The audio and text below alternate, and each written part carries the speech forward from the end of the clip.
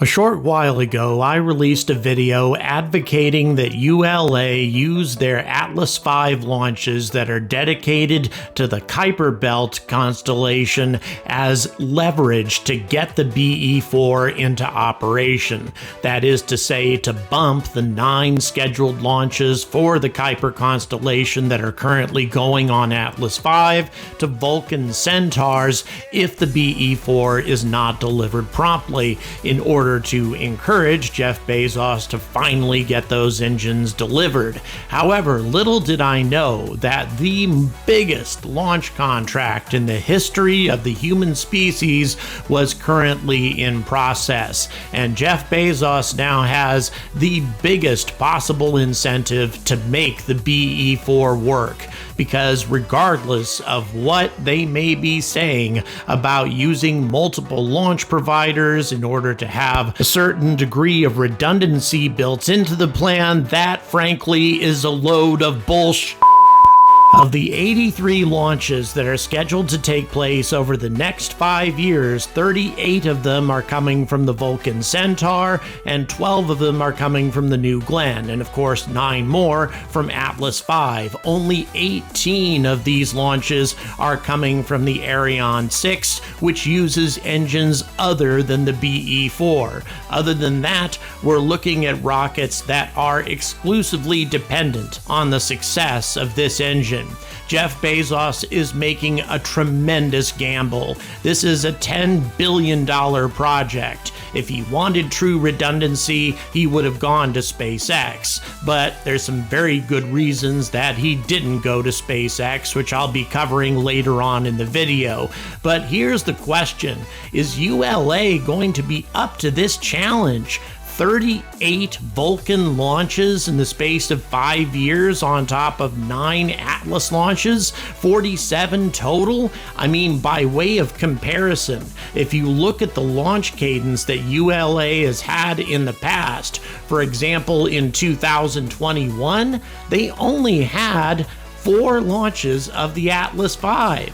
4, and then back in 2020, the numbers were really no better. We're talking a total of 5 launches during the course of 2020 of the Atlas V. Now, some of that theoretically could be applied to COVID, but it isn't. The Atlas V only launched twice in 2019. So really, we are looking at a company that hasn't had a launch cadence that comes anywhere close to what's going to be necessary to accomplish all of this. Is ULA up to it? And if they succeed, what does this mean for the company? And perhaps more terrifyingly, what happens if they fail?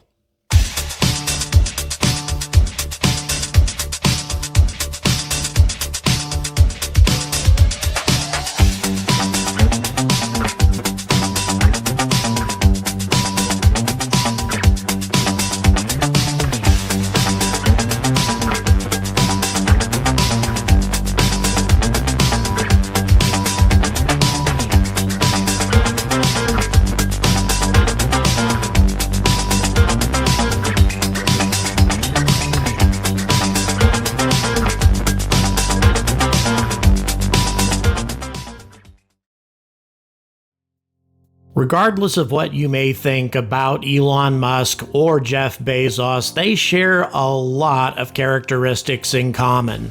Both of them are willing to take colossal risks in order to succeed, and also both of them really don't like to lose. As a matter of fact, SpaceX wouldn't even exist if Elon Musk had not taken the US government to court a number of times during the early history of the company, such as October of 2005, where SpaceX filed a lawsuit alleging a pattern of anti-competitive behavior by Boeing and Lockheed Martin that prevented SpaceX from entering the government launch market. They happened to win most of the lawsuits in the early history of the company, and this is why they exist. So really, both of these men have a tendency to take very extreme action to get what they want, and in this this case, Jeff Bezos is taking perhaps the biggest risk of all. The number of launches, the sheer cadence that he is demanding from ULA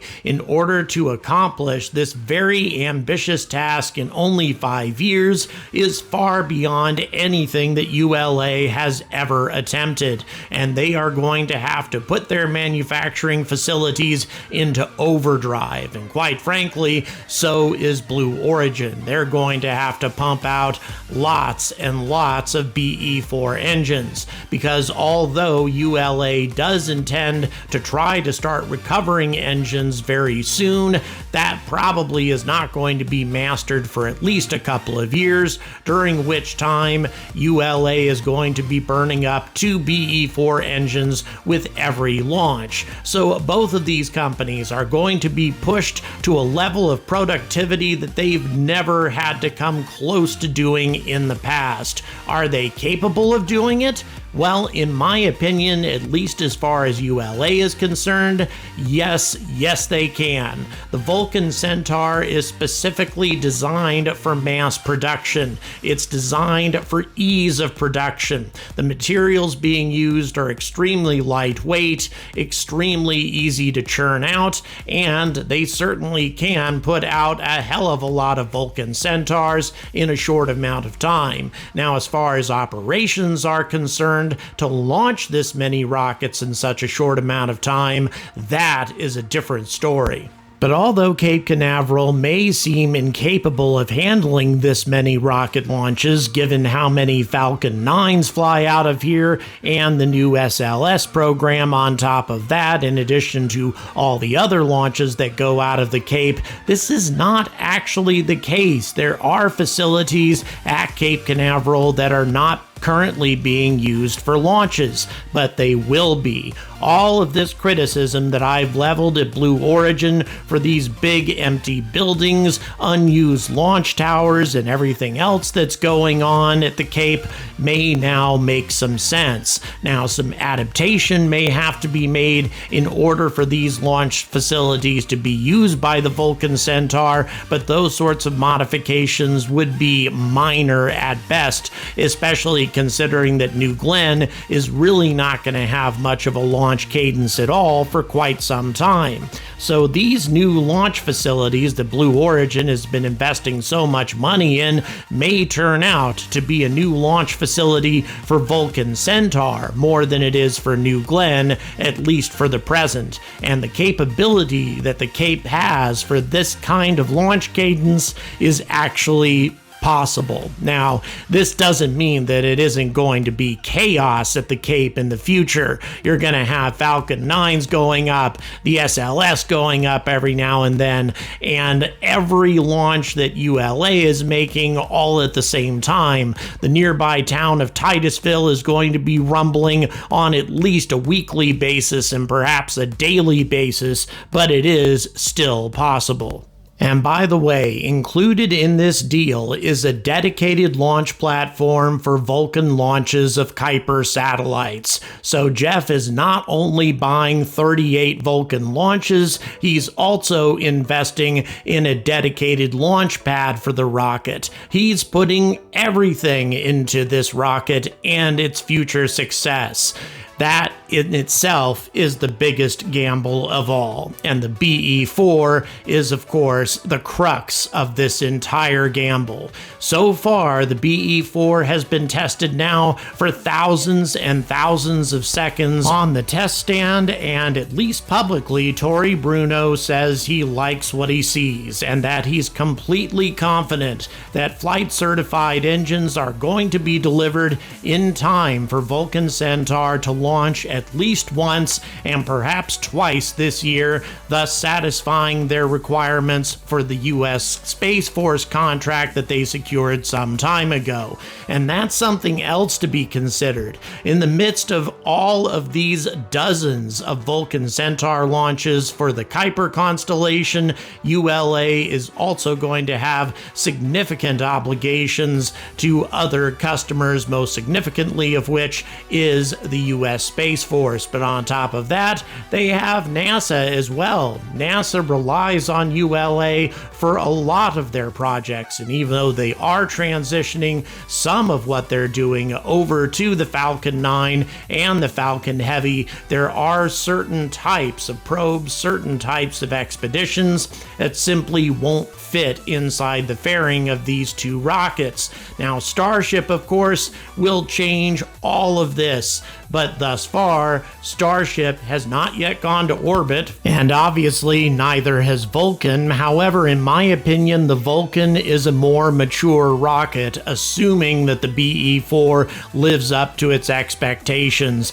That's the only Achilles heel for this rocket. Other than that, this thing is ready for its first mission, which is not an orbital flight, but rather a flight all the way to the moon to deploy the Peregrine lander for NASA.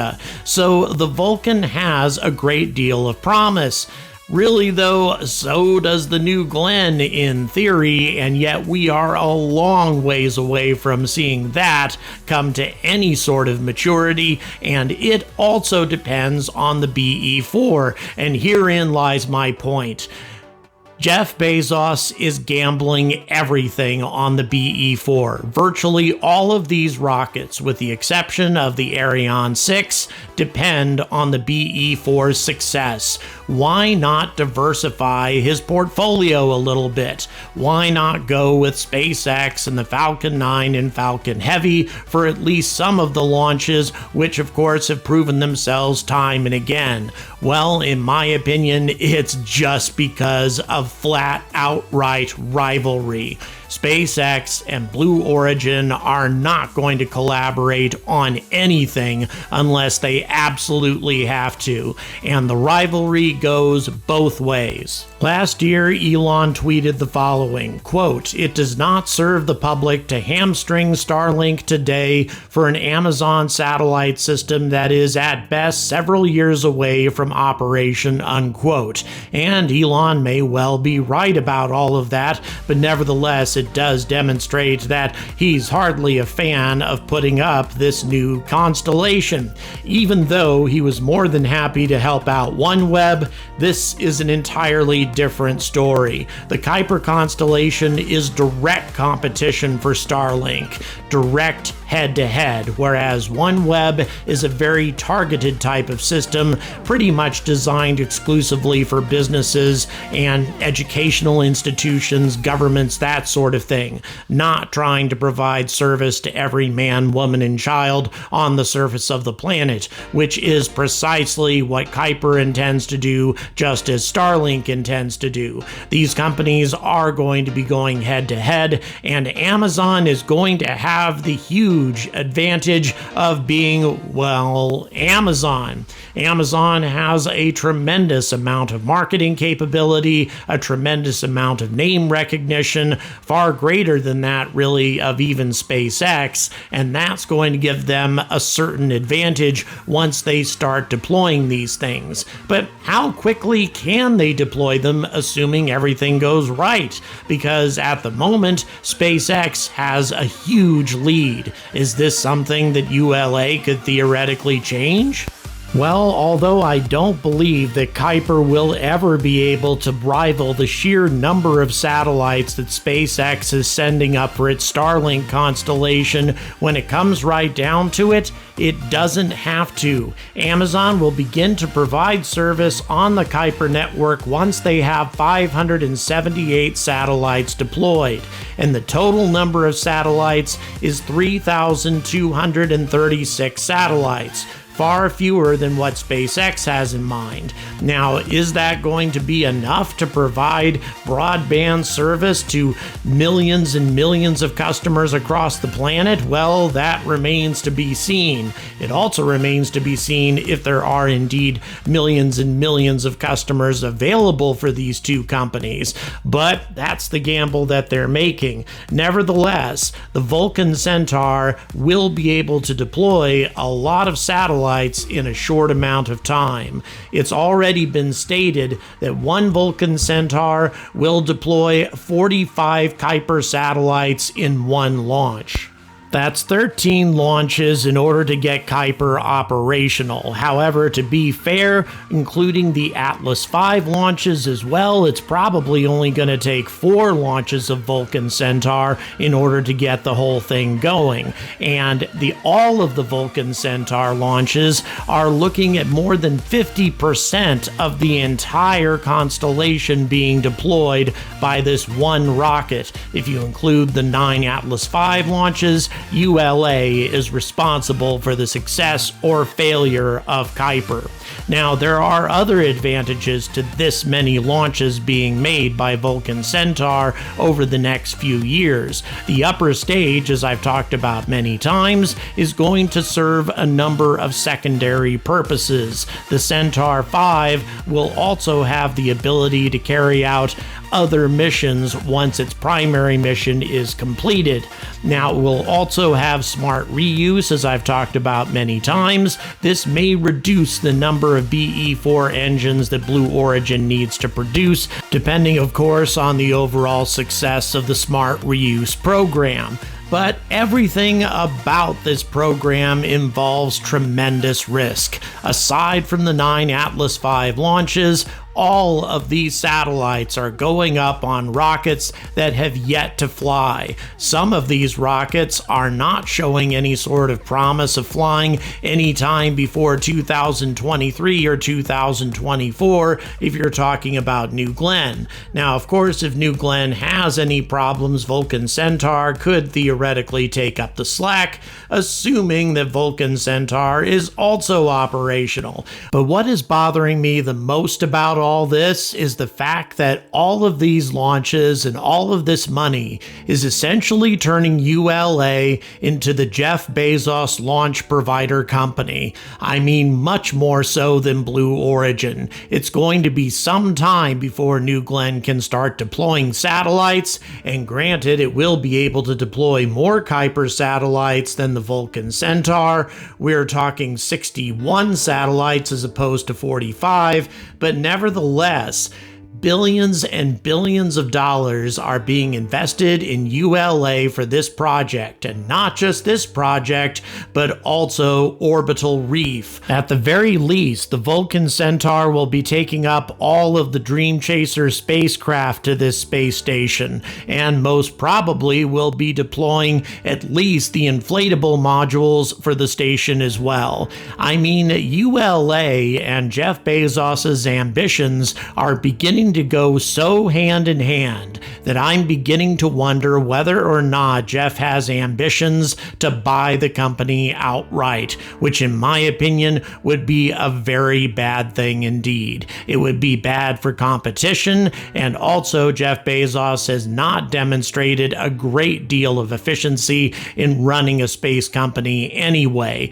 I certainly hope that this isn't what it represents, but given how much money Jeff is funneling into ULA and how dependent they are on him now for their long-term success, it might prove very difficult for the ULA board to turn down a generous offer from Jeff Bezos, regardless of what Tory Bruno has to say about the situation.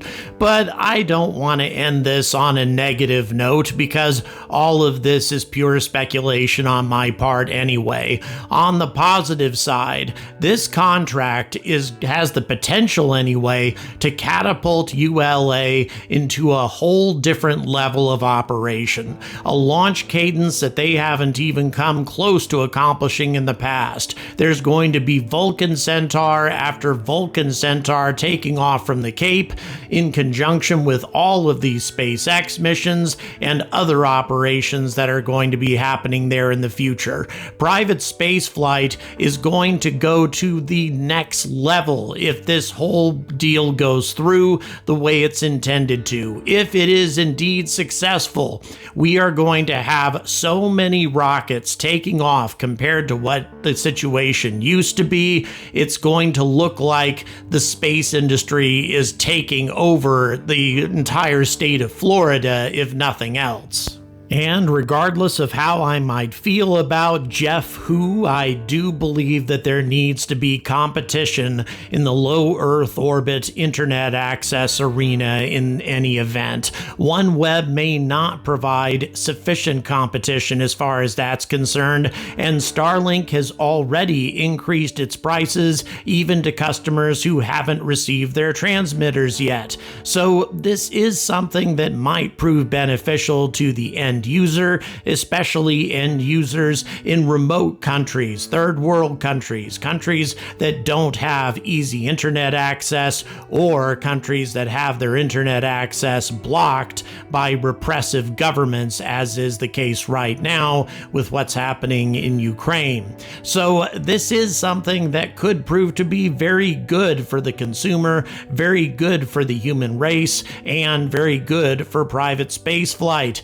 Regardless of what I might think about Jeff and his ambitions, I think that the overall plan is an exciting one. Launching this many rockets, this big of a deal, all in one package over the next 5 years is definitely the most ambitious thing that's been planned by any spaceflight company in quite some time, if ever. The Starship, I think, would be the only thing that might be able to compete with it. And as I suggested before, this many launches and this much of an investment in Vulcan Centaur will allow ULA to mature their Centaur 5 upper stage concept, turning it from just an ordinary upper stage into a reusable space tug, establishing a cislunar economy capable of making use of in situ resources from the moon, including fuel which can run the RL-10 engines on the upper stage. So really, this plan may not only just deploy a whole bunch of satellites in LEO, it could also establish an entire Earth to moon economy. Who knows what might be possible when we're talking about a deal this big. If you like what I have to say, if you enjoy this content, please support me. There are many ways to do it listed in the description, or just give me a like and subscribe and I will be very happy. So until this contract comes to fruition, until Jeff delivers his damn engines, because now his success depends on it as much as ULA's, I urge all of you to stay angry about space.